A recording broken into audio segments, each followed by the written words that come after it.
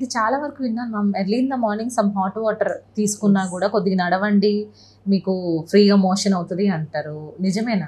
అది దేనికి అని అంటే there is a reflex call gastrocolic reflex అంటారు. ఓకే, వెన్ వీ స్లీప్ అంటే మనం పడుకున్నప్పుడు మొత్తం మన బాడీ అంతా స్లీప్లోకి వెళ్ళిపోతుంది.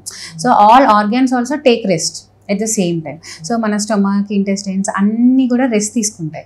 ఎప్పుడైతే మనం ఎర్లీ మార్నింగ్ లేస్తామో ఇంకా బాడీకి తెలియదు, అంటే ఆర్గాన్స్కి అవి కూడా లేచాయి అని తెలియదు. సో అప్పుడు మనం హాట్ వాటర్ తీసుకున్నప్పుడు ఏమవుతుందంటే స్టమక్ అనేది డిస్టెండ్ అవుతుంది.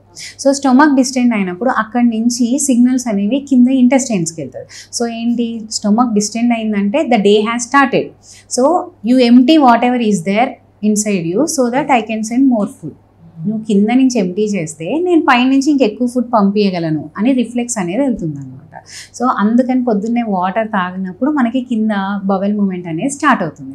అండ్ హాట్ వాటర్ అనేది ఇంకా ఎక్కువ రిఫ్లెక్స్ అంటే ఎక్కువ స్టిమ్యులేట్ చేస్తుంది అనమాట.